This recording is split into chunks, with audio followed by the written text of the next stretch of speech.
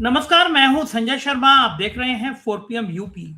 राजीव नारायण जी का इंतजार रहता है संडे को पूरी दुनिया को। आज भी बहुत खास बातचीत है ईरान अमेरिका के युद्ध पे, राघव चड्ढा की कहानी पर और भारतीय जनता पार्टी के भविष्य पल पर जबरदस्त जबरदस्त खुलासे हैं। हर बार की तरह मैं कह दूं, अगर आपको ज्योतिष में रुचि हो तो देखिए, ना हो तो बिल्कुल मत देखिए। मुझे रुचि है इसलिए ये कार्यक्रम करता हूं। राजीव जी पेशे से इंजीनियर हैं, लेकिन फिर वो शानदार तरीके से अध्यात्म की दुनिया में आ गए। आप सबके प्यार से सौजन्य से लखनऊ में एक बहुत बड़ा आयोजन स्वानंद किरकिरे जी का कराया मैंने शनिवार को। बहुत बड़ा नाम है ये। कुछ फोटो, कुछ झलकियां स्वानंद किरकिरे जी के देख रहे हैं आप। इतना शानदार आयोजन था, मेरी उम्मीद से 4 गुना ज्यादा भीड़ थी, लेकिन बारिश आ गई। स्वानंद किरकिरे जी बड़े ब्रांड हैं, मुझे लगा कि अब क्या होगा, लेकिन स्वानंद जी ने कहा कि लखनऊ वालों को निराश नहीं करूंगा। राजेश जी हैं, उनका दयाल लॉन है, उन्होंने जल्दी आनन फानन में एक बड़े हॉल में कुर्सियां लगवाई और पहली बार हॉल में एक माइक पे स्वानंद जी ने गाने गाए। पूरे लखनऊ में जितने लोग थे वहां मौजूद वो झूम उठे। ये आप प्रोग्राम में अब साइड में मेरी इस प्रोग्राम की झलकियां देख रहे हैं। मुझे बड़ा मजा आया, मुझे लगा कि इस तरह के इवेंट कराने चाहिए। तो एक ये नीचे नंबर दे रहा हूं मैं आपको, अगर आप जहां भी हों, जिस राज्य में हो, बताइए मुझे आप अपने राज्य में मुख्यालय पर किस कलाकार का आयोजन चाहते हैं। मैं प्लान करूंगा पूरे देश के अलग अलग राज्यों में बेहतरीन कलाकारों का एक इवेंट कराया करूं। 4 PM अब आम लोगों तक हर रूप में पहुंचना चाहिए। चलते हैं राजीव जी के पास। आपसे रिक्वेस्ट है, चैनल को सब्सक्राइब कर लीजिएगा, नीचे ज्वाइन बटन है, ज्वाइन कर लीजिएगा। सुनते हैं क्या कह रहे हैं Rajiv Narayan ji. 4 PM news network में बहुत बहुत स्वागत है राजीव नारायण जी आपका। एक दिन लेट हुआ प्रोग्राम, संडे के दिन सब लोग देख रहे थे, मैं माफी चाहता हूं, लेकिन स्वानंद किरकिरे जी का प्रोग्राम था और बड़ा मैं व्यस्त था, एक सेकंड का समय नहीं था। मैंने राजीव जी से और दर्शकों से क्षमा मांगी। राजीव जी, आज बहुत सारी बातें करनी है मुझे आपसे। मुझे पूछना है कि ईरान कैसी बैंड बजा रहा है, अमेरिका के कई सारे जहाज टपका दिए। वो तो अमेरिका कह रहा है पायलट हम बचा लाए, वरना अमेरिका मुंह दिखाने लायक बचता नहीं। ईरान ने धुआं धुआं कर दिया अमेरिका को। तो मैं जानूंगा, आपने कहा भी था कि वो आप ईरान की जो राष्ट्रीय जन्म पत्री है वो आप अगले शो में डिस्कस करेंगे, ऐसा आपने कहा था। तो आज हम उस पर डिस्कस करेंगे। आज हम जानेंगे कि जब नया वर्ष आ गया तो भारतीय जनता पार्टी का वार्षिक राशिफल कैसा है, ये पूछेंगे आपसे। लेकिन शुरुआत करेंगे सबसे ज्यादा चर्चित मुद्दे की। एक नेताजी हैं, नाम है Raghav Chadha. Yes yes yes. सामान्य से चार्टेड अकाउंटेंट थे, लेकिन अरविंद केजरीवाल और आम आदमी पार्टी ने उनको रातों रात स्टार बना दिया। भाई राज्यसभा सदस्य बन गए, परिणीति चोपड़ा से शादी हुई। और ये बात बिल्कुल सब जानते हैं कि अगर वो राज्यसभा के सदस्य नहीं बनते तो परिणीति चोपड़ा उनको घास भी नहीं डालती। बिल्कुल बिल्कुल बिल्कुल। सुंदर थे और, लेकिन कहते हैं जिस थाली में खाते कभी कभी आदमी उसी में छेद करता है। तो लोग कह रहे हैं भारतीय जनता पार्टी के इशारे पे वो केजरीवाल की पीठ पे छुरा भोग के चले गए और भारतीय जनता पार्टी उन्हें पंजाब से लॉन्च करने की तैयारी कर रही है, ऐसी चर्चाएं हैं। तो मैं जानना चाहूंगा कि आम आदमी पार्टी की जो जन्मपत्री है, राशिफल है, वो क्या कहलाता है, और क्या राघव चड्ढा का आपके पास कोई कैलकुलेशन है कि उनका भविष्य कैसा होने वाला है। शुरुआत यहाँ से करते हैं, बताइए। बहुत अच्छी बात। तो सबसे पहले मैं दर्शकों को बता देता हूं कि आज आम आदमी पार्टी की साथ साथ मेरे पास राघव चड्ढा की भी बहुत ही किसी नजदीकी आदमी ने मुझे उनकी हॉरोस्कोप मुझे प्रोवाइड करी है। तो इनका आज राजनीतिक भविष्य भी मैं बताना चाहूंगा। और दूसरा, इसके साथ साथ एक और किसी एक पंजाब का एक कांग्रेस में भी बड़ा स्मार्ट प्रवक्ता था, कोई जयवीर शेरगिल करके, बड़ा इंटेलिजेंट लड़का था। मैं उसके घर में भी 2-3 बार जा चुका हूं। उसको भी मैंने इसी तरह से 2 साल पहले समझाया था। तो आगे मैं बात करते करते पहले आम आदमी पार्टी की हॉरोस्कोप दिखा रहा हूं। यह है दर्शकों आम आदमी पार्टी की हॉरोस्कोप। पहले हमें यह देखना है कि आम आदमी पार्टी में इस तरह की प्रॉब्लम आती क्यों, क्योंकि आम आदमी पार्टी जो 26 नवंबर 2012 को फॉर्म हुई थी। तो संजय जी, हमें पहले ये देखना पड़ेगा, बहुत सारे जब ये पार्टी गठित हुई है तो इसमें कुछ कुछ विवाद भी साथ साथ चलते रहे हैं। जैसे वो योगेंद्र यादव पहले शुरू में छोड़ गए, फिर वो कपिल मिश्रा भी बीच में गए, कोई साइजा इल्जिमी थी, कौन थी, वो भी छोड़ के गई। तो पार्टी तो बनी एक अच्छे मकसद के साथ, आंदोलन से पार्टी खड़ी होती है, लेकिन ये बीच में लोग आ रहे हैं जा रहे हैं, आयाराम गयाराम भी होता गया। अब गिने चुने पुराने जो इसमें लीडर्स हैं वो बहुत थोड़े से रह गए हैं। संजय सिंह है, मनीष सिसोदिया हैं, सौरभ भारद्वाज हैं, इस तरह के लोग हैं। तो ये जो नया नाम जो कंट्रोवर्सी जिसकी हुई है, वो वास्तव में उसका व्यवहार डाउटफुल तो था। जो मैं यूट्यूब पे भी प्रोग्राम देख रहा हूँ कि वो अपने आप को फिल्मी हीरो से वो खुद भी अपने आप को कम नहीं समझते हैं। तो मैं सबसे पहले आपको ये बताना चाहता हूँ संजय जी, क्योंकि ये जो आम आदमी पार्टी की फॉर्मेशन जिस उद्देश्य के लिए हुई थी, जिस ऑब्जेक्टिव के लिए हुई थी, दर्शकों पूरे दुनिया के लोगों को मैं बताता हूँ, ये राइट अप है, जरूर शेयर कीजिएगा कि आम आदमी पार्टी की स्थापना 26 नवंबर 2012 को न्यू दिल्ली में हुई। उस समय ब्रह्मांड में मकर लगन उदय हो रहा था। लग्ने शनि 10वें भाव में, 10वां भाव सत्ता का, अथॉरिटी का, पावर, पीएम, रूलिंग का होता है कि भाव में एक्सोल्टेड शनि इनका। 5th लॉर्ड 10th लॉर्ड शुक्र के साथ, 6th लॉर्ड 9th लॉर्ड वक्री बुध के साथ भी था। तो पहली बात है, जहां छठवां घर का स्वामी जाएगा वहां विवाद होगा। तो इसका मतलब सत्ता के आते ही इनमें विवाद जरूर शुरू होगा, संघर्ष जरूर होगा विवाद का। नंबर 2, ये तीनों ग्रह वैदिक ज्योतिष के अनुसार परम मित्र हैं और केंद्र त्रिकोण का राजयोग बनाकर पार्टी की एक मजबूत पॉलिटिकल लाइफ और रूलिंग, जिसमें रूलिंग मतलब इस कुंडली को मैं अगर देखूं, बहुत अच्छी कुंडली है कि मॉरल एंड एथिकल वैल्यूज पर काम करने वाली कोई पॉलिटिकल पार्टी। वो काम करेंगे नहीं करेंगे ये व्यक्ति की कुंडली से आता है। जैसे संजय जी, आपने बहुत अच्छी कंपनी खोल दी, बहुत अच्छी आपको ब्रांड की गाड़ी मिल गई, लेकिन अगर आपके सितारे अच्छे नहीं है तो उस गाड़ी को ठोक दोगे आप। तो इसी तरह से हम ये नेताओं की कुंडली में देखते हैं कि अगर राघव चड्ढा हैं या दूसरे कपिल मिश्रा हैं, ये लोग क्यों पार्टी को डिच करके गए। पार्टी इटसेल्फ तो बहुत अच्छी हॉरोस्कोप बहुत अच्छे समय पे बनी है। तो यहाँ इसमें है कि मॉरल एंड एथिकल वैल्यूज पर काम करने वाली, जहां डेमोक्रेसी, एम्पैथी, जस्टिस पर ज्यादा महत्व दिया जाने का संकेत मिलता है इनकी कुंडली से, आम आदमी पार्टी की। 7th लॉर्ड चंद्रमा मून इस कॉम्बिनेशन को चौथे घर से देख भी रहा है।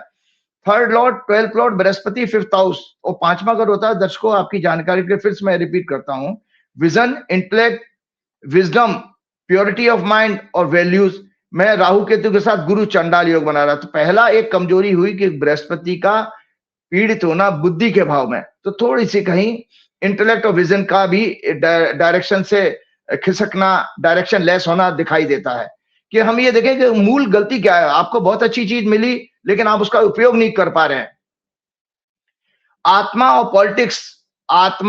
और पॉलिटिक्स, ब्यूरोक्रेसी, गवर्नेंस का सिग्निफिकेटर सूर्य भी पीड़ित है। तो पार्टी अच्छी बनी लेकिन सत्ता आते ही इनका जो है बेसिकली अपने करेक्टर इनका बदल जाना, इस पार्टी का एक दोष, एक फॉल्ट इसमें दिखाई दे रहा है। और महत्वाकांक्षा के 11वें भाव में, तो इसमें जो लोग आएंगे महत्वाकांक्षा के कारण, जहां उनको महत्वाकांक्षा पूरी नहीं हुई तो वहां पर वो अपनी दुकान अलग खोलने की चाहेंगे। सो वो राघव चड्ढा उसी तरह के उदाहरण है कि उनकी महत्वाकांक्षा बढ़ गई ना। आपने अभी जैसे कहा कि मात्र एक ऑर्डिनरी चार्टर्ड अकाउंटेंट, एक वकील, उनके शायद फादर एडवोकेट हैं और छोटी सी फैमिली है, दिल्ली के रहने वाले, लेकिन राज्यसभा एमपी बनते वो तो, और उनको शायद सदन का उपनेता बनाया गया था क्या, तो उसको दिमाग उनके खराब होना स्वाभाविक है, क्योंकि पार्टी की हॉरोस्कोप में ये सूर्य का पीड़ित होना ये भी संकेत देता है। इस पार्टी का जन्म शुक्र के भरणी नक्षत्र में हुआ था, जो कि सत्ता के 10वें भाव में प्लेस है, अर्थात इस पार्टी का जन्म ही सत्ता का सुख पाने के लिए हुआ है। मतलब ये पार्टी बनी तो देखिए आपको जानकारी होगी, मुझे जानकारी है संजय जी, कि हंग विधानसभा के रिजल्ट आए थे जब शीला दीक्षित को हटाया था, लेकिन ये पार्टी ने जिस कांग्रेस पार्टी के साथ में ही सरकार बना ली थी, याद है आप लोगों को, पहली बार सरकार में अरविंद केजरीवाल बने थे, कांग्रेस के समर्थन से बन गए। तो जन्म ही सत्ता का सुख पाने के लिए हुआ है और प्रजातंत्र को मजबूत करना, जनता के डेमोक्रेटिक राइट के साथ साथ इनके सभी विषयों जैसे शिक्षा, न्याय, स्वास्थ्य, रोटी कपड़ा, मकान, बिजली, पानी, अन्य सुख सुविधाओं को डेमोक्रेटिक सेटअप के अनुसार प्रोवाइड करना ही इनका प्रमुख ऑब्जेक्टिव होना चाहिए। मतलब इतनी अच्छी कुंडली है, ये सब दर्शकों मैं फट्टे नहीं लगा रहा हूं। जब किसी की कुंडली में अगर शनि उच्च का होगा, शनि जनता का कारक है, शनि जो है प्रजातंत्र डेमोक्रेसी का भी कारक है।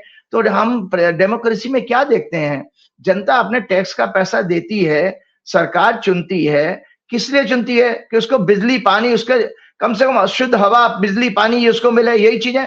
कोई किसी का मकान नहीं बनवाने जा रहा, कोई किसी को रोजगार, और रोजगार आप दिलवाइए, लॉ एंड ऑर्डर ठीक रखिए, तो जो बेसिकली डेमोक्रेसी का ऑब्जेक्टिव था सरकार जनता के सुख का, उसमें ये पार्टी अच्छा काम करेगी। ये मैंने पिछले 2-3 प्रोग्राम पहले भी आपको कहा था। इस पार्टी की खूबी ये है, शनि का उच्च का होने का मतलब है जनता के विषयों पर ये ईमानदारी से काम करेंगे। लेकिन कुर्सी की गर्मी इतनी खराब है इन लोगों के लिए कि दिमाग खराब होना स्वाभाविक है, सूर्य के कारण, सूर्य के पीड़ित होने के कारण। तो इनके हॉरोस्कोप में कई राजयोग फॉर्म हो रहे हैं। इनकी फॉर्मेशन से पहले मैं आपको बता देता, जब इन्होंने पार्टी बनाई थी तो कुछ ऑब्जेक्टिव दर्शकों को पता होना चाहिए, हम आम जनता को भी पता होना चाहिए ये पार्टी किस उद्देश्य के लिए बनाई गई थी। अरविंद केजरीवाल और जो उस समय जो अन्ना आंदोलन के समय, इनकी फॉर्मेशन से पहले राजनीतिक ऑब्जेक्टिव थे भ्रष्टाचार मुक्त भारत, राजनीतिक व्यवस्था में ट्रांसपेरेंसी लाना। नंबर 2, आम आदमी कॉमन मैन की आवाज को मजबूत बनाना, उसकी जिंदगी को बेहतर बनाने के लिए सतत प्रयास करना। नंबर 3, पॉलिटिक्स में ट्रेडिशनल पॉलिटिकल पार्टी जैसे बीजेपी, कांग्रेस और दूसरी क्षेत्रीय दल हैं से सेपरेट एक honest and public oriented policies establish करना इनके मूल भावना थी जो जब ये पार्टी बनाई गई थी। झाड़ू का जो चुनाव चिन्ह इन्होंने सिलेक्ट किया था, इलेक्शन सिंबल इसलिए सिलेक्ट किया कि देश में भ्रष्टाचार, महिला शोषण, भाई भतीजावाद, जाति धर्म का भेदभाव जैसी गंदी राजनीति को झाड़ बुहार कर साफ करना। इसीलिए उन्होंने झाड़ू ली थी कि इस तरह के मुद्दों वाली राजनीति को सफाई करेंगे। स्वराज, गवर्नेंस ऑफ पीपल, शिक्षा, स्वास्थ्य, पानी, बिजली जैसे बुनियादी सब्जेक्ट्स पर फोकस, उसे बेहतर बनाने के लिए संघर्ष और आंदोलन करना। याद रखिए संजय जी, अगर आपका मूल स्वभाव, दर्शकों मैं सब बता देता हूं, मेरा, आपका, संजय जी का या किसी का भी हो दुनिया के, जो मूल स्वभाव से हट करके काम करेगा उसको जीवन में कहीं ना कहीं असफलताएं जरूर देखनी पड़ेंगी। क्योंकि आपकी ओरिजिनल आपको पता होना चाहिए आइडेंटिटी क्या है। वो आपके अंदर, हर एक के अंदर एक गुण होता है। उस गुण को हमारे यहाँ बहुत सारे जो इंटेलेक्चुअल्स है वो कहते हैं कि अपने अच्छे खूबियों को आप हाईलाइट करिए, उनको मजबूत बनाइए और कमियों को सुधार करने के लिए प्रयास करिए, यही कहा जाता है। तो सड़क से संसद तक, संसद सुनिए संजय जी, इनकी मूल आत्मा प्राण आम आदमी पार्टी की क्या है? सड़क से संसद तक राजनीतिक गंदगी, बुराइयों को साफ करना इस पार्टी की मूल आत्मा है। अब राघव चड्ढा तो वो तो उससे तो बहुत दूर हो गए, कोई आंदोलन नहीं करते हैं, कहीं वो वॉकआउट भी नहीं करते हैं और वो सारी चीजें उन्होंने तो अपनी मूल आत्मा से हटे, तो इसलिए ये सब कंट्रोवर्सी आपके सामने दिखाई दे रही है। वैदिक ज्योतिष के अनुसार चंद्र कुंडली, मून चार्ट, वो इनका थोड़ा कमजोर है। हमारा मून चार्ट क्या बताता है? हमारा या किसी संस्था का state of mind, perceptions, feelings, emotions, various interest and total psychology हमारी सिग्निफाई करता है चंद्र कुंडली। आम आदमी पार्टी की मून हॉरोस्कोप में कई नेगेटिव सब्जेक्ट्स रिफ्लेक्ट हो रहे हैं, जैसे संजय जी ध्यान से सुनिएगा, टॉप लीडरशिप का भोग विलासता में लिप्त होना।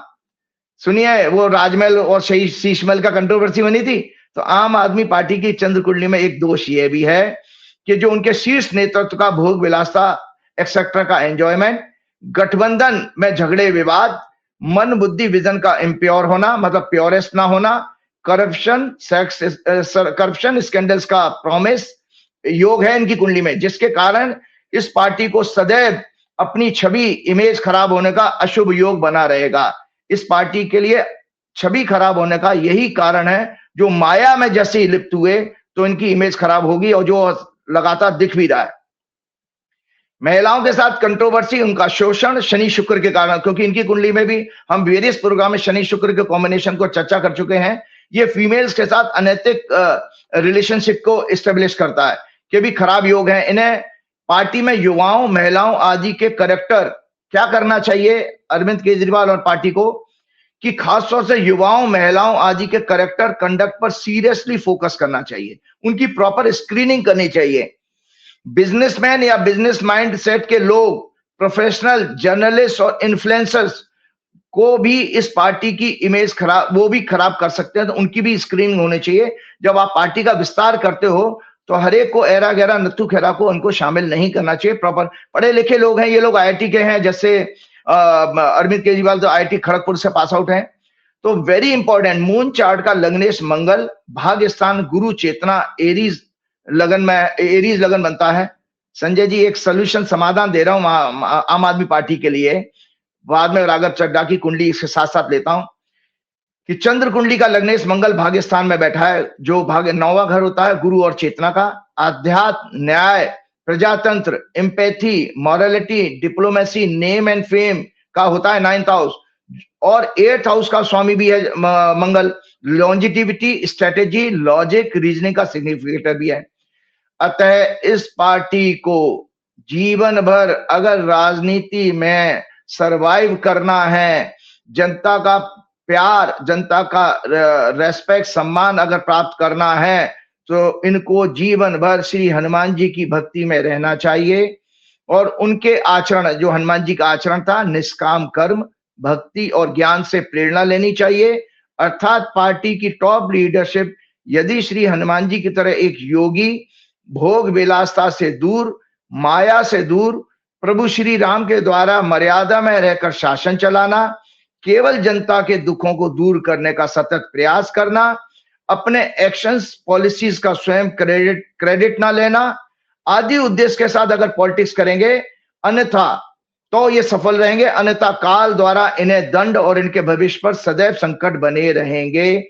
आंदोलन, जनता के लिए संघर्ष इन्हें कभी नहीं छोड़ना चाहिए, क्योंकि ये इनकी पार्टी की आत्मा और प्राण दोनों हैं। अब ये जो आपने जो कहा, ये है भैया राघव चड्ढा जी की कुंडली। ये राघव चड्ढा जी का जन्म जो है दर्शकों 11 नवंबर 1988 को दिल्ली में हुआ। इनकी जो लग्न चार्ट है वो धनु है, शनि लग्न में, राहु तीसरे घर में, मंगल चौथे घर में, शुक्र 10वें घर में, बृहस्पति इनका लग्नेश 6वें भाव में, झगड़े विवाद के घर में बैठा है, और चंद्रमा इनका नीच का है 12वें भाव में, सूर्य और बुध सूर्य भी इनका नीच का है 11th भाव में, और केतु इनके 5वें भाव में, मतलब इनका 9वां घर पीड़ित है। तो इसलिए इस व्यक्ति को नैतिक मूल्यों की तो कोई समझ नहीं है। ये नैतिकता नाम की चीज तो इनके आसपास से फटकती नहीं है। दूसरी बात यह है कि इनके अंदर महिलाओं के प्रति इनको अंदर भी जबरदस्त आकर्षण का योग रहेगा। यही कारण है इन्होंने लव मैरिज की और एक फिल्मी सिने स्टार से मैरिज की है। तो इनकी कुंडली की जो निगेटिविटी है, क्यों इस समय इनको कष्ट आया, शनि और मंगल द्वारा शुक्र जो कि चंद्र कुंडली का 7th लॉर्ड 12th लॉर्ड है, वो पीड़ित है। इनकी लाइफ में ग्लैमर वर्ड की और अट्रैक्टिव चार्मिंग फीमेल्स के कारण इनको जीवन में अपमान देखना पड़ेगा। पॉलिटिकल कैरियर की डेथ इनका होने का संकेत आ रहा है।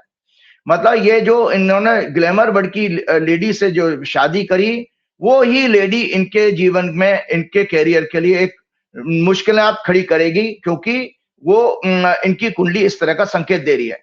और वीनस इनका नीच का भी है, भोग विलासता का शौकीन बना देता है नीच का शुक्र। माइंडसेट भी ऐसा ही होता है हमेशा, और उस पर मंगल की दृष्टि है जो कामोत्तेजना दिखाती है, मतलब स्त्रियों के प्रति इनका आकर्षण रहेगा। वैसे भी खूबसूरत तो है ही। उनका जन्म अनुराधा नक्षत्र में, 4th हाउस एफ्लिक्टेड है इनका चंद्र कुंडली में। और जिस व्यक्ति का 4था घर पीड़ित होता है, मैंने पहले ही कहा था कि ट्रस्ट, विश्वास, श्रद्धा 4थे घर से देखी जाती है। राष्ट्रवाद, नेशनलिज्म भी 4थे घर से देखा जाता है। वो शनि राहु से पीड़ित है, बहुत ज्यादा पीड़ित है। अतः मदर ऑर्गेनाइजेशन, मतलब जिस पार्टी में ये इन्होंने अपना कैरियर शुरू किया था, उसके साथ धोखा कर सकते हैं। इन पर ट्रस्ट नहीं करना चाहिए। इनको अरविंद केजरीवाल जी को चाहिए इस व्यक्ति पे कभी ट्रस्ट ना करे, कि ये जीवन में कभी भी ट्रस्टवर्दी नहीं रहेंगे। जनता की सेवा, राष्ट्रवाद इनका झूठा और नकली है। जैसे ये बार बार कह रहे हैं ना, मैं जनता के इन मुद्दों को उठाता हूं, ये नकली और झूठा है, क्योंकि इनका 4था घर चंद्र कुंडली में पीड़ित है। इनकी कुंडली में सूर्य नीच का है और मंगल से पीड़ित है, जो इन्हें अति egoistic, very egoistic, authoritative, rude, पिता या अपने नेता का सम्मान ना करने का योग बना रहा है। ये एक अच्छी सोल नहीं हो सकते। अगर ये कुंडली ठीक है तो ये बहुत अच्छी आत्मा नहीं है। क्रूर, रूड है बहुत बातचीत करने में, और अहंकारी बहुत ज्यादा हैं। इनका चंद्रमा भी नीच का, जो इनके अंदर वेवरिंग, डिसीजन मेकिंग में मिस्टेक करना, मतलब निर्णय गलत करने का इनको क्षमता देगा। इमोशंस में कैरीड अवे हो जाना, ये इसका भी संकेत दे रहा है। वर्तमान में इनकी दशा, जब इन्होंने कंट्रोवर्सी जब ये आई है, इनको इनकी बोलने से रोकने के लिए जो आम आदमी पार्टी ने राज्यसभा के स्पीकर को जो लिखा, सभापति को, वो जब लिखा है, तो इनकी दशा जो वर्तमान में शुक्र में, राहु में शुक्र चल रही है, जो 4 अगस्त 2026 तक चलेगी, और शुक्र और राहु इनके 6-8 एक्सिस बना रहे हैं। तो ये अपने आप में बेसिकली इनका जो है भोग विलासता में लिप्त होना और राजनीतिक संघर्ष से दूर जाना, आम आदमी पार्टी की जो फॉर्मेशन जिस मूल आत्मा में संघर्ष जनता के मुद्दों के लिए हुई है, उससे कतई इनका सरोकार नहीं है। तो ये इनके लिए, ये किसी भी पार्टी में चले जाए, ये वहां पर लायबिलिटी साबित होंगे और धक्के देके निकाल दिए जाएंगे, क्योंकि इनकी कुंडली में राजनीतिक खत्म होने का योग चल रहा है और इनके लिए आने वाला समय अच्छा नहीं है, कतई अच्छा नहीं है। क्योंकि वीनस राहु 6-8 एक्सिस में indicating problem to career. Rahu अंतर्दशा वाज स्टार्टेड ऑन 1 मार्च 2024। जैसे इनकी अंतर्दशा शुरू हुई है 1 मार्च 2024 से शुरू हुई है, और इन्होंने शादी जब की है तो 24/9/2023 को उन्होंने married to a film actress. दशा उस समय थी शुक्र, मंगल, मरकरी, शनि। महिलाओं के साथ फ्रेंडशिप एसोसिएशन इनके लिए सदैव अशुभ रहेगी। वर्तमान में इनके पॉलिटिकल कैरियर के मार्च 2027 तक बहुत खराब समय है। मार्च 2027 तक बहुत ज्यादा खराब समय है संजय जी। अब मैं एक कुंडली लेता हूं ईरान की। आपको पता है वर्षफल अब बीजेपी का भी शुरू हुआ है, तो संजय जी वर्षफल ईरान का भी शुरू हुआ है। जो ईरान की ये दर्शकों हॉरोस्कोप है, ये मेन हॉरोस्कोप आपके पास है और आपके ऑफिस में बोलिएगा। ईरान जो इस्लामिक रिपब्लिक ऑफ ईरान 1 अप्रैल 1979 को फॉर्म हुआ था, दोपहर के 3 बजे तेहरान। कर्क लगन की कुंडली, बृहस्पति इनका 9th लॉर्ड उच्च का है, और ये में इनकी वर्षफल बन रही है। ये दर्शकों वर्षफल मैंने हैंड हाथ से बनाई है, उसको मैं शेयर करता हूं क्योंकि टेक्निकल है, और इसमें जिस तरह का जो वर्ल्ड में इन्होंने जो परफॉर्मेंस दी है और अमेरिका जैसे देश को ध्वस्त किया है, तो उसके लिए मैं ये आपको क्या नाम है इस राइटअप को शेयर करता हूं आपके साथ। ईरान्स वर्षफल for the year starting 1 April 2026 at 16:24 has Leo ascendant and Virgo sign. Both the Lord of the year and the Muntha Lord are Jupiter. The Muntha is placed in the 11th house, the house of gains and achievements. This indicates that this year will bring a lot of happiness, success and wealth to Iran. Help from friends, benefactors, political success and fulfillment of desire. ये इनकी annual horoscope का फलादेश है, prediction है। Iran has a Cancer ascendant in his natal horoscope. The 9th Lord Jupiter is exalted and placed in the ascendant itself. The ascendant Lord, the Moon, is positioned in the 11th house of success and achievements. The 5th Lord Mars is placed in the 9th house. These placements create excellent combination involving two trinal houses. The Sun, the significator of power, authority, and governance, along with Mercury, Lord of the 3rd and 12th house, and Mars are conjunct in 9th house and expected by exalted Jupiter. 9th house signify fortune, higher knowledge, traditions, and mentors. At present, Iran is undergoing the planetary dasha of Jupiter, Rahu, Saturn.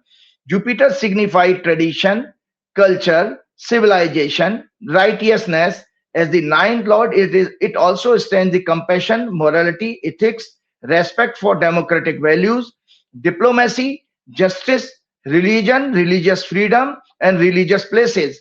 Therefore, even after the merciless assassination of its supreme spiritual leader and other top military and political leader in this war, Iran will successfully protect its sovereignty. It will not permit any regime change while adhering to the principle of Dharma Yudh, righteous war, informing before attack.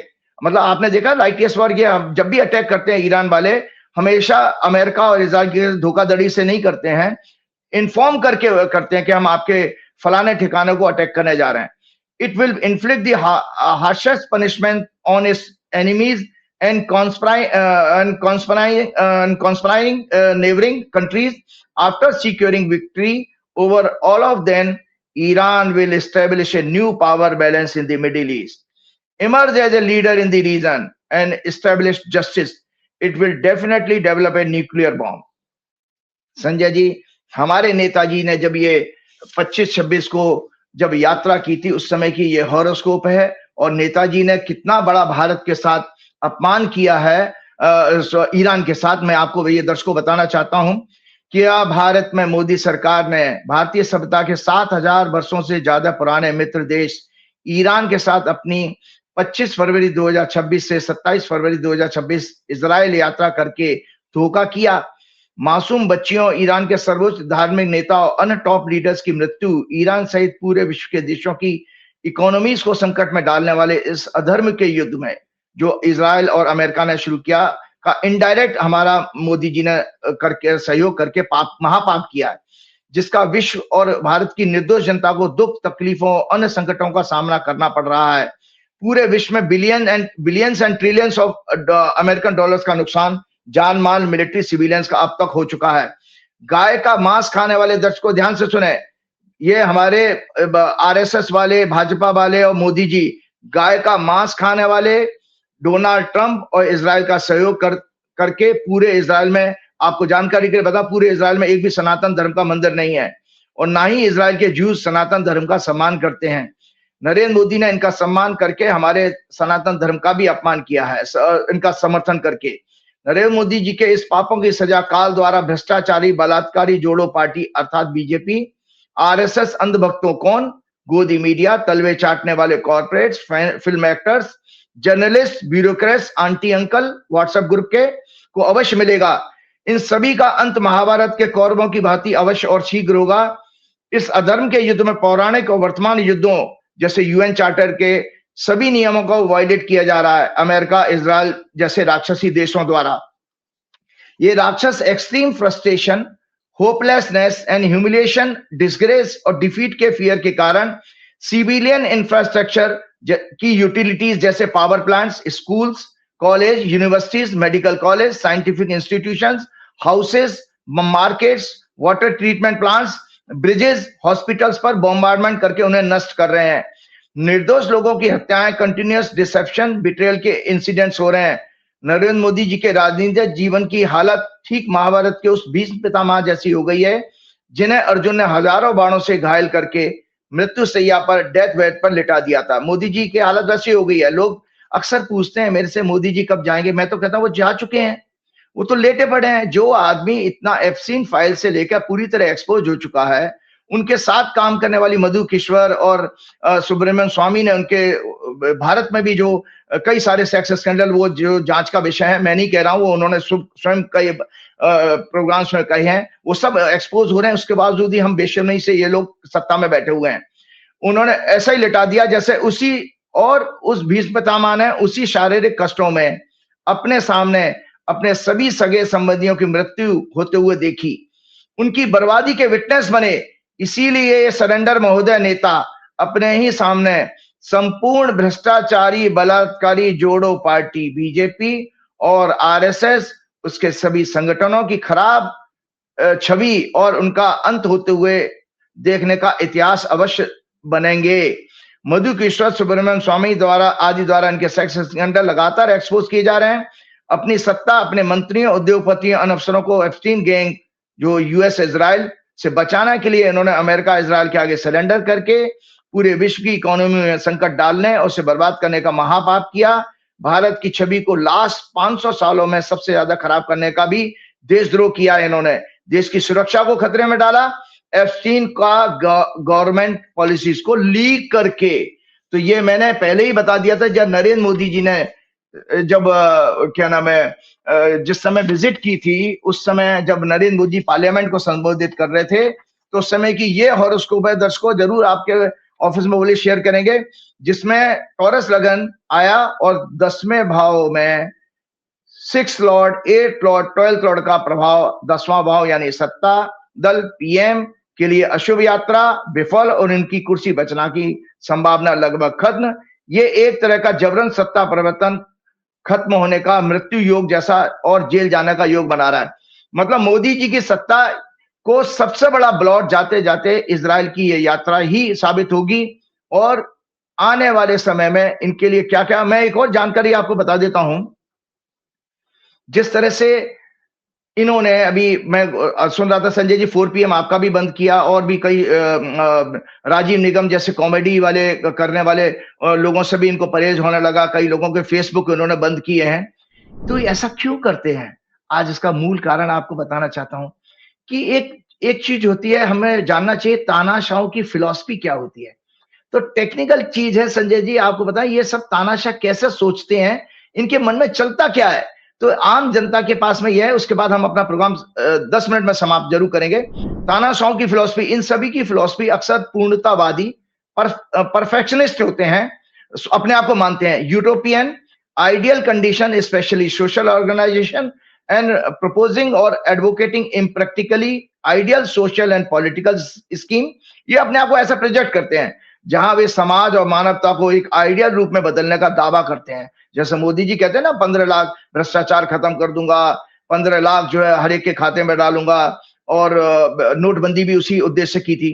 वे खुद को एकमात्र उद्धारक, non biological कहते हैं ना, वे खुद को एकमात्र उद्धारक, सुधारक या मुक्तिदाता के रूप में पेश करते हैं।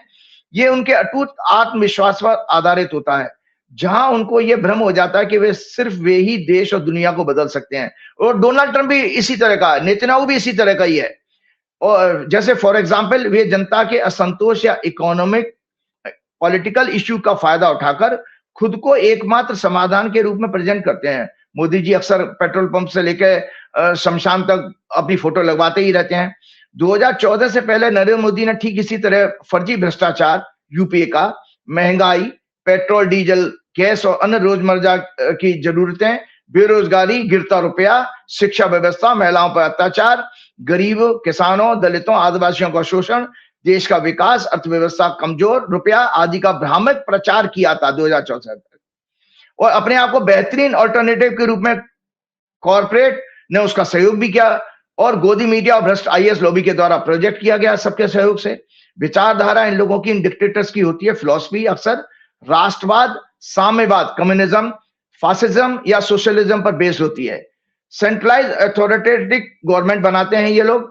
इसमें इंडिविजुअल की फ्रीडम को उच्च उद्देश्य के लिए सेक्रीफाइस कर दिया जाता, जो आपका सोशल मीडिया, उनको मेन स्ट्रीम मीडिया तो उनको गुलाम हो चुका है, इसीलिए इनका टारगेट आप लोग रहे हैं संजय जी, और सोशल मीडिया के लोग, और आगे भी बनेंगे, क्योंकि इनको उनसे परहेज है, क्योंकि ये सेंट्रलाइज अथॉरिटी इनके अंदर, इनके मूल स्वभाव होता है सेंट्रलाइज अथॉरिटेटिव गवर्नमेंट कंट्रोल करना। इसमें इंडिविजुअल की फ्रीडम को उच्च उद्देश्य के लिए सेक्रीफाइस किया जाता है। उनको इन आधार पर बांटा जाता है, अर्बन नक्सल जैसे कह देंगे, हिंदू मुसलमान में डिवाइड कर देंगे, ताकि विचारधारा पूरे समाज को कंट्रोल कर सके। ये इसलिए करते हैं। इनके अंदर मेगलोमीनिया और सैडिज्म की प्रवृत्ति होती है, जो इनके बचपन के अनुभवों, पर्यावरण और राजनीतिक कारणों से पैदा होती है। ये अपनी शक्ति को क्रूरता से इस्तेमाल करते हैं। इनका वर्किंग मेथड भी संजय जी, इन डिक्टेटर्स का आज का नहीं, 1,10,000 साल पहले भी देखो, उनका मूल वर्किंग मेथड एक ही होगा। तो मैं पॉइंट वाइज आपको बता देता हूं।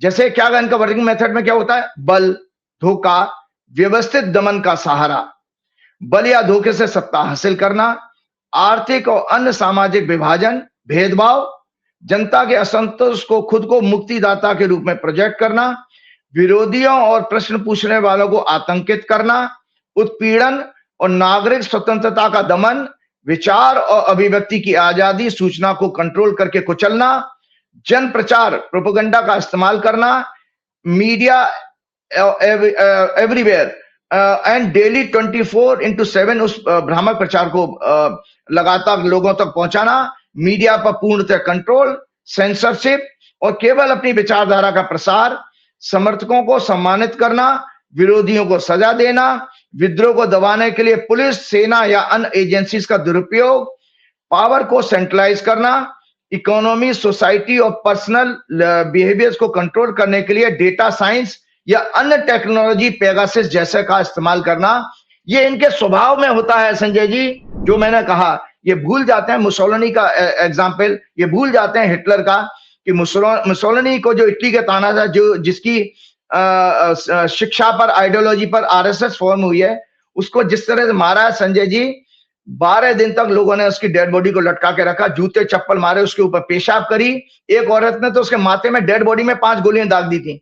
तो इन सभी डिक्टेटर्स का ऐसे ही अंत होने वाला है। जैसे डोनाल्ड ट्रंप भी इस समय पगलाए हुए हैं, वो डोनाल्ड ट्रंप तो गंदी गंदी गालियां दे रहे हैं। देखिए संजय जी, अभी कोई मुझे जर्नलिस्ट बता रहा था, ईरान को माँ बहन की गाली देने लग गया भैया वो तो बंदा। होगा क्या ईरान का अमेरिका युद्ध में होगा क्या? नहीं, वो तो मैंने बता दिया, अभी बता दी ईरान की विक्ट्री तो अभी मैंने इंग्लिश में बोला, वो जानबूझ के, क्योंकि ईरान के लोग सुने इसलिए मुझे आज वो इंग्लिश में बोलना पड़ा। संजय जी सॉरी, मैं अपने दर्शकों को बता दूं, मुझे आज जानबूझ के वो इंग्लिश में इसलिए बोलना पड़ा कि ईरानी लोग मुझे बहुत पसंद कर रहे हैं, वहां ईरान तक ये मैसेज मेरा जाना चाहिए, क्योंकि उन लोगों को हिंदी नहीं आती है, वो पर्शियन लैंग्वेज है, इंग्लिश में समझते। तो संजय जी, आपको पता आपके भारत के हमारे प्रधानमंत्री हमारे नेताजी को हो क्या गया है संजय जी, विश्वगुरु को कितनी गंदी गंदी बातें। डोनाल्ड ट्रंप ने तो देखो उसको ये कहा, सऊदी अरब के शेख को, जो वहां का शेख जो बहुत बड़ा किंग बनता है सऊदी अरब जैसा देश, उसको ये कहा कि मेरा पिछवाड़ा चाटता है ये, कितना मतलब ही इज किसिंग माई आस, ये वर्ड उसने गंदी गाली दी थी। इसी तरह से हमारे मोदी जी को उनके मंत्री गाली देते हैं कि मोदी जी टांग चौड़ा करके, क्या मतलब होता है भैया टांग चौड़ा करके? ये कितनी चीप बात है, एक प्रधानमंत्री, देश के प्रधान, 144 करोड़ के देश के, और मोदी जी ऑन वक्त उस गाली को सुन रहे हैं। उससे पहले भी एक मंत्री ने आपको पिछले वर्ष ये कहा था कि मोदी जो है दो जो है तानाशाहों के आगे सोता है। कौन? चाइना और रशिया का जब दिया था, जब वो रशिया से तेल खरीद रहे थे। इससे पहले भी जेफरी एप्स्टीन भी ये कह गया, ही sang एंड डांस देयर, वहां इजराइल में उन्होंने नाचे और गाए।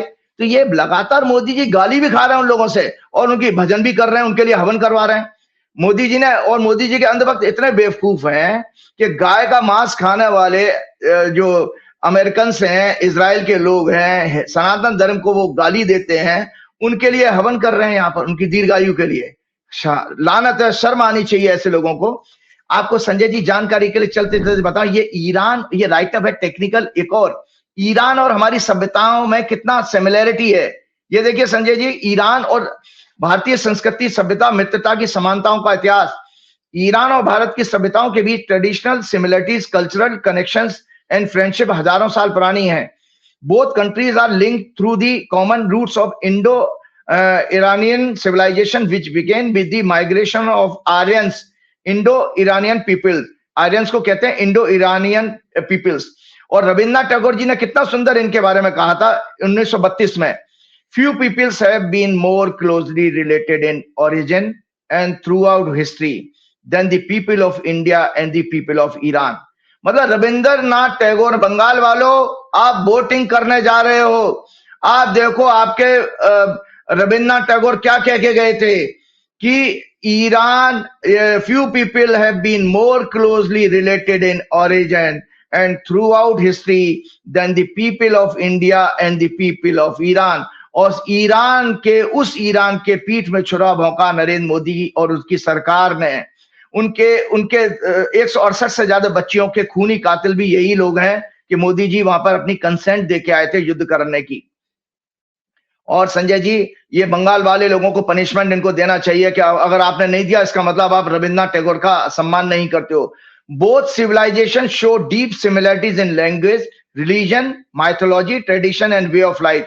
जल्दी से जल्दी बता। Language, shared roots in the Indo Iranian language family. Sanskrit में हमारे कुछ, और अवेस्ता, इनकी जो लोकल लैंग्वेज है उसमें बहुत समान वर्ड्स होते हैं, ग्रामर होते हैं। जैसे हमारे यहाँ देव कहते हैं, वहां देवता वर्सेस देव कहा जाता है।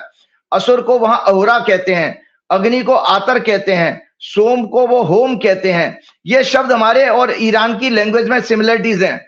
वो अग्नि की पूजा करने वाले लोग हैं। और आप बताइए वहां वो जो ज्यूज हैं, वो माथा टेक करके दीवार में जाना क्या करते हैं? उनको आप अपना दोस्त बता रहे हो। वो अग्नि की पूजा करने वाले ईरान वाले लोगों को आप आतंकवादी कहते हो। शर्म आनी चाहिए। रिलीजन, एंशिएंट वैदिक धर्म and have common origins both based on nature. ये लोग नेचर की वर्शिप करने वाले। फायर, यज्ञ और यजना, यज्ञ को यजना को यसना कहते हैं। Dewas in good in India and asuras good in Iran. बस इतना ही डिफरेंस है, ये लोग असुर को अच्छा मानते हैं। Mythology, many deities have similar names and roles. Mitra को हमारे जैसे मित्र कहा जाता है वर्सेस मित्रा।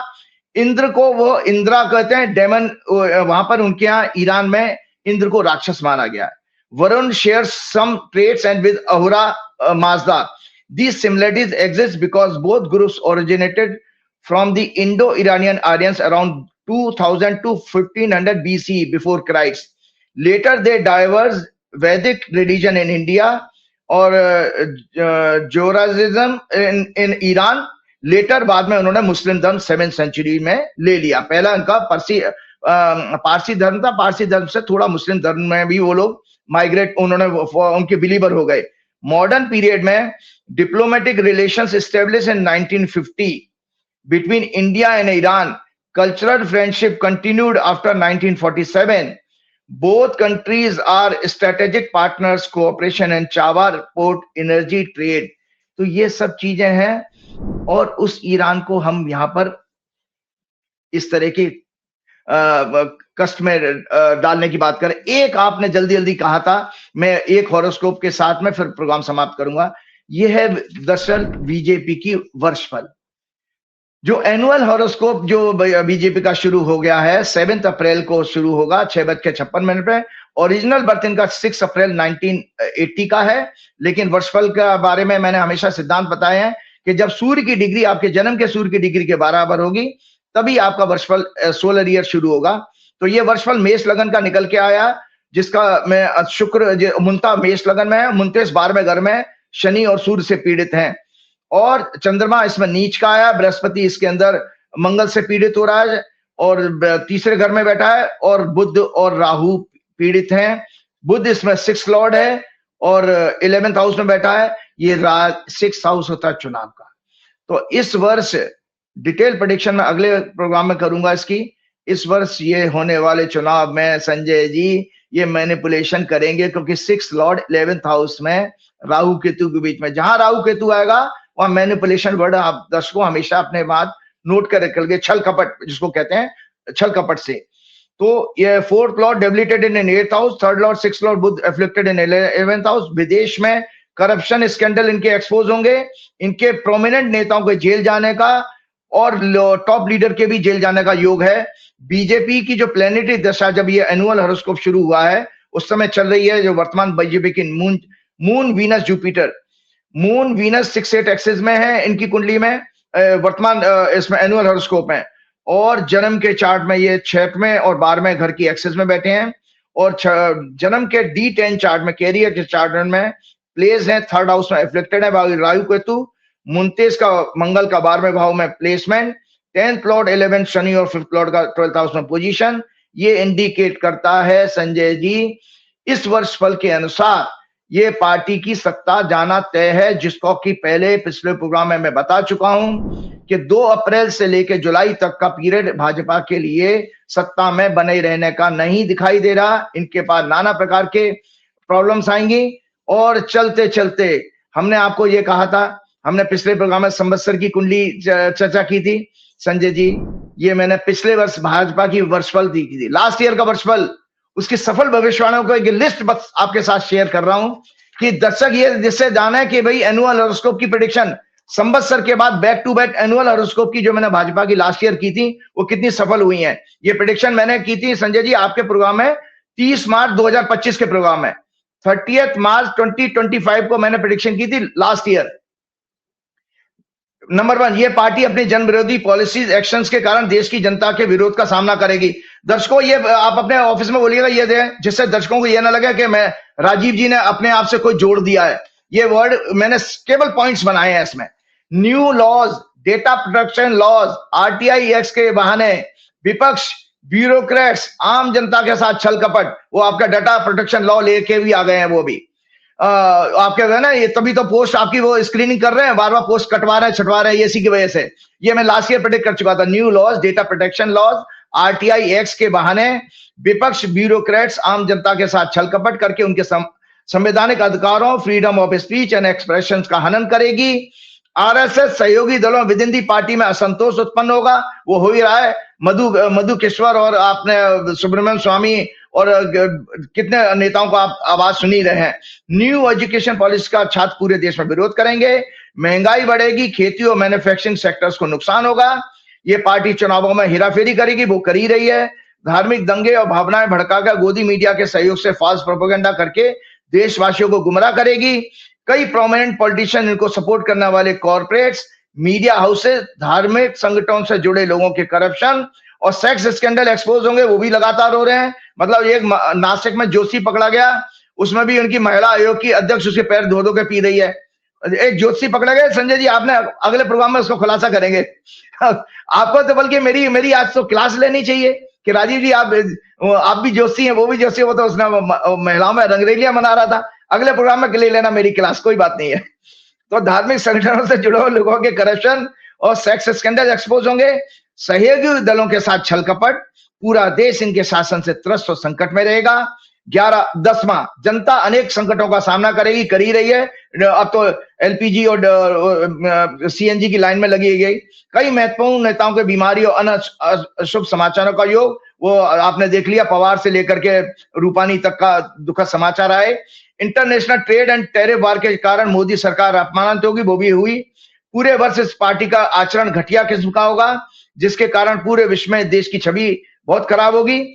जैसे एप्सिन सेक्स स्कैंडल, ऑपरेशन सिंदूर में cease fire, tariff punishment America द्वारा, इजराइल का सडन विजिट और ईरान के साथ धोखा, रशिया के साथ भी धोखा।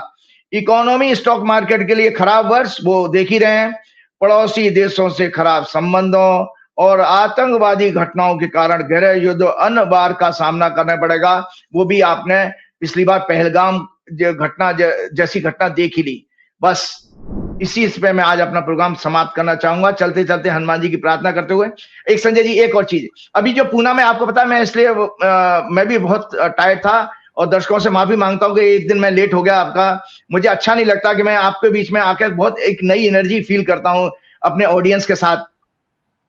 तो जो है, मैं पूना में जो मैंने छोटी सी पूजा की थी, आप देखिए कि कितनी शिद्दत के साथ वहां पर पूजा की जाती है।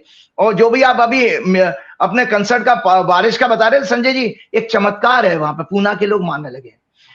तो 6 फरवरी दर्शकों, 6 फरवरी 2021 से मैं पूना में उस पर्टिकुलर प्लेस पे संजय जी 40-50 हवन कर चुका हूं। 40-50 हवन, और 40-50 हवन में जानते हो चमत्कार क्या होता है? या तो बारिश, मेरे हवन करने के बाद बारिश होती है, उससे पहले नहीं होगी। कभी भगवान ने मुझे वहां पर मेरी पूजा में बाधा नहीं आई। अभी भी लेटेस्ट भी, जिस दिन मैं वहां पर उतरा हूं 30 तारीख को, बहुत गर्मी थी और मेरे 2 घंटे बाद झमाझम बारिश हो गई है। अगले दिन बारिश रुकी रही।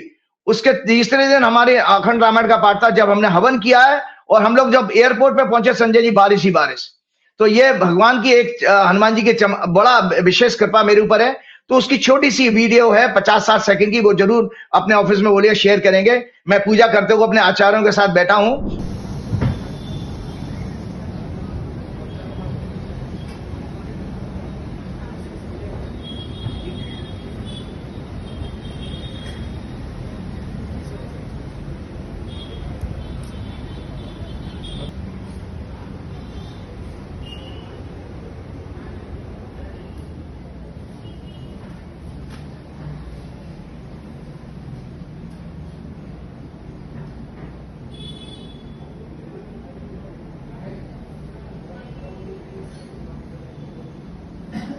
और श्री हनुमान जी के प्रार्थना के साथ समाप्त करता हूं प्रोग्राम। श्री गुरु चरण सरोज रज, निज मन मुकुर सुधार, वर्ण रघुवर विमल जसु, जो दायक फल चार। बुद्धिहीन तनु जान के, सुमिरो पवन कुमार। बल बुद्धि विद्या देव मोह, हरौ कलेश विकार। जय श्री राम, जय हनुमान। बहुत शुक्रिया राजीव जी, बहुत बहुत शुक्रिया। तो राजीव नारायण जी, आपको प्रोग्राम अच्छा लगा होगा और कई दर्शकों ने कहा कि मैं स्वानंद किरकिरे जी की कार्यक्रम की झलकियां दिखा दूं जो लखनऊ में किया। तो ये कुछ फोटो में लगा रहा हूं, आखिर में वीडियो लगा रहा हूं। हल्की सी गाने की धुन पर आप देखिए कि किस तरह ये आयोजन हुआ। 4 PM का लखनऊ का ये इवेंट था, लोगों ने बहुत पसंद किया। मैं फिर अनुरोध करूंगा कि आप जो लोग, एक नंबर है डिस्प्ले पर, आप लोग जिस राज्य में हो बताइएगा किस कलाकार का वहां पे आप चाहते हैं। मैं कोशिश करूंगा उस कलाकार से संपर्क करने का। 4 PM एक इवेंट के रूप में घर घर तक पहुंचना चाहिए। हमारी कोशिश है कि हम अलग अलग राज्यों में बेहतरीन कलाकारों के साथ पहुंचे आप तक। आप इस नंबर पर मैसेज जरूर कीजिएगा। बहुत बहुत शुक्रिया, थैंक यू।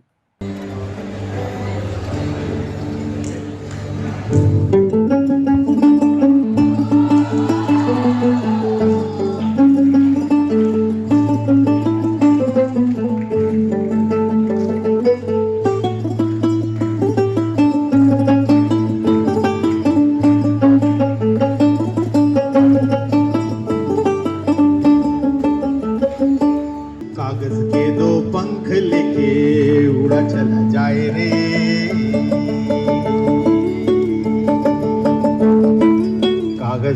दो पंख लेके उड़ा चला जाए रे, जहां नहीं जाना था ये वहीं चला आए रे।